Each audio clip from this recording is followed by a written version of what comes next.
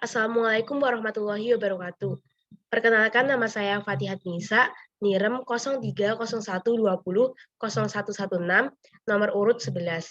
Kelas 2 PBB, pada matkul Kelembagaan Petani dan Perilaku Organisasi kali ini saya akan membahas mengenai kelembagaan petani dan kelembagaan ekonomi petani. Pada pembahasan materi kelembagaan petani, saya akan membahas yang pertama kelembagaan petani itu sendiri, yang kedua kelompok tani, yang ketiga hasil observasi, dan yang terakhir permasalahan dan pengembangan. Yang pertama kelembagaan petani. Kelembagaan petani adalah lembaga yang ditumbuhkan dari, oleh, dan untuk petani guna memperkuat dan memperjuangkan kepentingan petani, mencangkup kelompok tani, gabungan kelompok tani, asosiasi komoditas pertanian, dan Dewan Komoditas Pertanian Nasional. Selanjutnya, kelompok tani merupakan kelembagaan petani yang mayoritas ditemui di tingkat desa. Berdasarkan hal tersebut, saya tertarik melakukan observasi terhadap kelompok tani di desa saya. Dalam hal ini yaitu kelompok tani muda yang berada di Desa Gediwondo, Kecamatan Pituruh, Kabupaten Purworejo. Kelompok tani sendiri yang selanjutnya disebut poktan adalah kelompok petani atau peternak atau pekebun yang dibentuk oleh para petani atas dasar kesamaan kepentingan, kesamaan kondisi lingkungan sosial, ekonomi dan sumber daya, kesamaan komoditas dan keakraban untuk meningkatkan dan mengembangkan usaha anggota. Yang ketiga, hasil observasi. Gambaran umum kelompok tani muda Desa Gedigondo, susunan kepengurusan kelompok tani muda Desa Gedigondo tahun 2015 sampai sekarang adalah pengawas, ketua, sekretaris, bendahara, seksi-seksi sarana prasarana, usaha atau koperasi, peternakan atau perikanan, pertanian atau perkebunan, kehutanan dan lingkungan hidup, pemasaran, hubungan masyarakat, dengan jumlah anggota yaitu 65 orang. Aktivitas dan kegiatan. Aktivitas dan kegiatan yang pernah dilakukan oleh kelompok tani adalah yang pertama, proposal permohonan bantuan kegiatan kedelai pada tahun 2019. Selanjutnya, sebelumnya, proposal permohonan bantuan kegiatan pengembangan perhutanan masyarakat pedesaan berbasis konservasi atau PPM-PBK atau warna hijauan pakan ternak pada tahun 2012.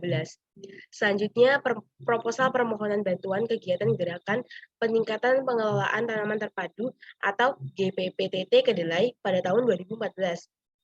Dan yang terakhir pada tahun 2015 pernah mendapat pemberian hibah dari APBD Kabupaten Purworejo. Nah, kelas poktannya adalah pada bulan Desember 2020 lalu, Kepala Dinas Pertanian Pangan, Kelautan, Perikanan Kabupaten Purworejo setelah memperhatikan hasil yang dilakukan penyuluhan pertanian, memberikan sertifikat pengukuhan sebagai kelompok tani kelas lanjut kepada kelompok tani muda Desa Gedigondo. Yang keempat adalah permasalahan dan pengembangan. Permasalahan yang dihadapi oleh kelompok tani muda Desa Gedigondo adalah yang pertama, kurangnya SDM yang kompeten, yang kedua dana, dan yang terakhir atau ketiga adalah kurangnya pengarahan dan komunikasi dengan pihak luar. Dan adapun rencana pengembangannya adalah yang pertama, menghubungkan kelompok tani dengan penyuluh dan BPP. Yang kedua, melakukan regenerasi pertanian dan merekrut para petani muda untuk bergabung. Dan yang terakhir, melakukan pelatihan kelompok tani. Selanjutnya, kita akan membahas materi mengenai kelembagaan ekonomi petani. Nah, pada kelembagaan ekonomi petani ini, yang pertama saya akan membahas kelembagaan ekonomi petani itu sendiri, yang kedua, operasi tani, yang ketiga, hasil observasinya, dan yang keempat, permasalahan dan pengembangan. Nah, kelembagaan ekonomi petani. Badan Usaha Milik Petani atau BUMP dimaknai sebagai inovasi kelembagaan ekonomi petani yang bertujuan untuk meningkatkan keuntungan ekonomi petani melalui usaha-usaha produktif dalam sistem agribisnis. Lembaga ini ditumbuh kembangkan oleh, dari, dan untuk petani guna meningkatkan kesejahteraan dan kemakmuran hidup petani itu sendiri. Lembaga ekonomi petani tersebut harus memiliki kekuatan hukum, dapat meningkatkan kepercayaan pihak lain selaku mitra usaha dalam melakukan kontak usaha, dan meningkatkan akses terhadap lembaga keuangan atau perbankan. serta lembaga penyedia layanan agribisnis lainnya yang dapat menggerakkan badan usaha milik petani. Salah satu bentuk badan usaha milik petani adalah koperasi tani atau Koptan. Nah, yang kedua adalah koperasi tani. Koperasi tani atau Koptan itu sendiri merupakan salah satu bentuk kerjasama dengan kelompok tani yang bersifat kekeluargaan.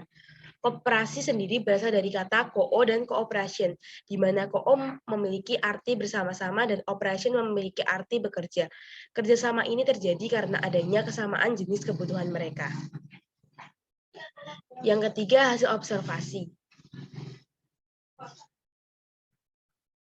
Studi kasus yang saya lakukan pada koperasi tani adalah pada KUD Rukun Tani yang terletak di Desa Megulung Kidul, Kecamatan Pituru, Kabupaten Purworejo. Dulunya KUD ini sebagai koperasi petani dalam penjualan bibit, pupuk, dan alat-alat pertanian. Namun beberapa tahun terakhir ini, KUD ini juga berfungsi menjadi loket pembayaran listrik. Namun karena keterbatasannya SDM dan kurangnya minat masyarakat dalam melakukan transaksi di KUD tersebut menjadi kurang aktif. Selanjutnya, aktivitas dan kegiatan yang dilakukan KUD tersebut. Keberlangsungan saat ini, KUD tersebut hanya dikelola oleh satu orang petugas sebagai tempat pembayaran listrik, tanpa ada kegiatan yang berbau pertanian. Menurut hasil wawancara dengan petugas yang ada di KUD tersebut, dulunya KUD tersebut ramai karena menyediakan peralatan pertanian dan sebagai tempat pembayaran listrik untuk membantu masyarakat, khususnya petani yang sulit mendapatkan akses untuk pembayaran listrik. Namun karena sudah banyak toko-toko pertanian, menjadikan KUD Rukun Tani tersebut mempunyai pesaing sehingga mengalami kemerosotan keuangan. Begitupun dengan pembayaran listrik. Semenjak teknologi dan informasi semakin maju, masyarakat yang melakukan pembayaran listrik di KUD tersebut menjadi semakin berkurang.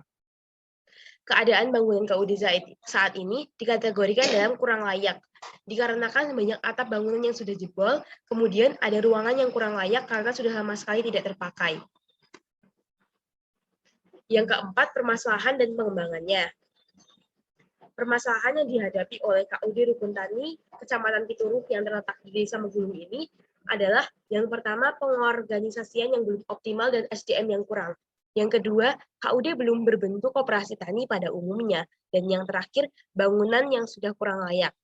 Sedangkan rencana pengembangan yang dapat dilakukan adalah pengaktifan kembali KUD Rukun Tani dengan sistem koperasi petani. Kedua, penghubungan antara penyuluh, koperasi, dan petani, serta dinas pertanian terkait. Yang ketiga adalah rehabilitasi bangunan KUD Rukun Tani agar lebih layak. Terima kasih, sekian yang dapat saya sampaikan. Apabila ada kurang lebihnya, saya mohon maaf. Wassalamualaikum warahmatullahi wabarakatuh.